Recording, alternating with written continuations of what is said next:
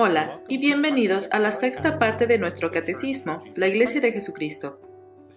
Esta iglesia fue establecida por Jesús para traer salvación a la humanidad y para adorar y alabar a Dios.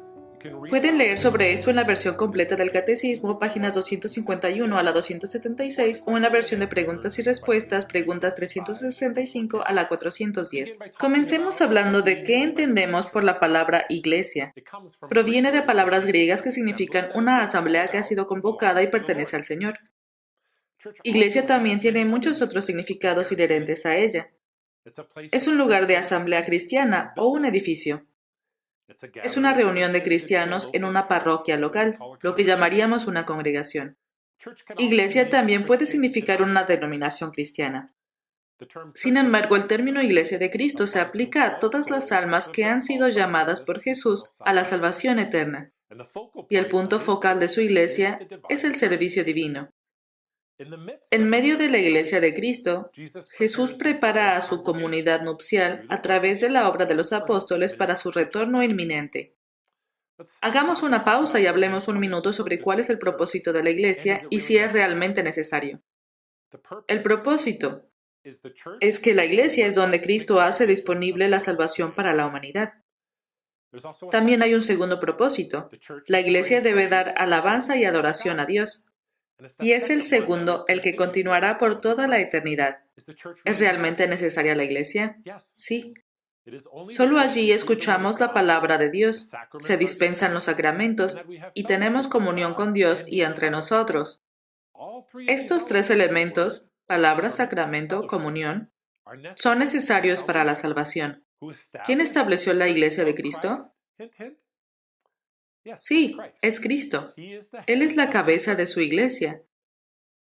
Esta iglesia ya fue mencionada o presagiada en el Antiguo Testamento también. Piensen en la historia de Noé y el arca. Los que iban a ser salvos en ese momento tenían que entrar en el arca. Además, cuando Dios les dio los mandamientos, se los dio a los israelitas, su pueblo escogido, y eran un conjunto de leyes para ayudarlos a la salvación. Entonces, ¿qué hizo Jesús específicamente cuando estuvo aquí en la tierra para establecer su iglesia? Bueno, comenzó reuniendo específicamente a sus discípulos y luego les predicó la palabra de Dios. También estableció y celebró la Santa Cena con ellos. Y también llamó y comisionó a sus apóstoles. Y también envió el Espíritu Santo en Pentecostés a la iglesia. La iglesia de Cristo se describe en el Nuevo Testamento como el cuerpo de Cristo. ¿Quién pertenece a este cuerpo? Son aquellas almas que han sido bautizadas en el trino nombre de Dios, creen en el Señor Jesucristo y lo profesan activamente. Los tres elementos son necesarios, entonces somos incorporados a su cuerpo. Hay paralelismos entre la iglesia de Cristo y la persona del mismo Cristo también. Jesús fue verdadero hombre y verdadero Dios. Podríamos decir que estos eran los lados visibles e invisibles de Jesús. La iglesia es similar. También tiene lados visibles e invisibles. El lado perfecto o invisible, esa es la obra del Señor en su iglesia. Estos son los aspectos como el perdón, el pecado original lavado en el bautismo, el don del Espíritu Santo en el santo sellamiento, el cuerpo y la sangre de Cristo en la Santa Cena, los sacramentos dispensados a los difuntos, las bendiciones de Dios y la palabra de Dios en el sermón. Todos estos son perfectos y parte del lado invisible de la Iglesia. El lado imperfecto o visible, esta es la obra del hombre en la Iglesia de Cristo. Estas son cosas como la administración, o un hombre que dice palabras en el altar que realmente no son acertadas, los otros elementos que intervienen en la celebración de un servicio divino, los elementos visibles de los sacramentos, a veces en las palabras que decimos en oración, o la caridad que debemos practicar los unos con los otros, y cómo profesamos al Señor se puede hacer de manera imperfecta. Este es el lado visible. ¿Cuáles son las características que definen a la Iglesia de Cristo? Bueno, hay 4 puntos. La Iglesia es una, es santa, es universal y es apostólica.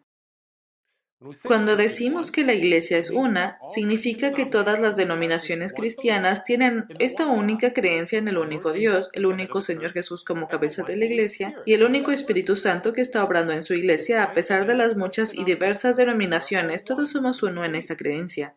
La Iglesia de Cristo es santa. Eso quiere decir que ha sido llamada y apartada del pecado para ser suya, para alabarlo y adorarlo, y para llegar también a la salvación por medio del Señor Jesús. La Iglesia es universal significa que existe en todos los tiempos y en todo el mundo.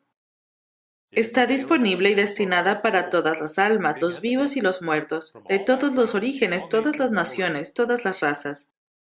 La Iglesia también es apostólica. Esto significa que primero la Iglesia contiene o sigue la doctrina de los apóstoles. Ese es el Evangelio que se les ha dado para que lo proclamen. Pero también contiene el ministerio del apostolado, que está destinado a toda la Iglesia de Cristo. Las denominaciones cristianas tienen puntos en común dentro de estos 4 aspectos principales, pero también hay algunas diferencias. Estos 4 aspectos están más plenamente presentes y activos donde el ministerio de apóstol está activo. A eso lo llamamos específicamente la obra de redención, esto es, el Evangelio que se proclama. Los sacramentos se dispensan en su plenitud a los vivos y los muertos, y el retorno prometido del Señor se mantiene vivo y las almas se preparan para su retorno. Estas tareas las cumplen los apóstoles de hoy en nuestra Iglesia, la Iglesia Nueva Apostólica. Nuestro catecismo nos muestra que nuestra Iglesia es parte de la Iglesia más grande, o el cuerpo de Cristo. Tenemos mucho en común con otras denominaciones y algunas diferencias. Más distintivamente, creemos que el ministerio de apóstol está nuevamente cubierto hoy en día para la obra de redención, es decir, la preparación de las almas para el inminente retorno del Señor. Todos nosotros individualmente también tenemos una parte en la Iglesia o cuerpo de Cristo, y es esencial que consideremos cuál es esa parte. Entonces les pido que piensen en eso. ¿Qué papel desempeñan en la Iglesia de Cristo y en su congregación también?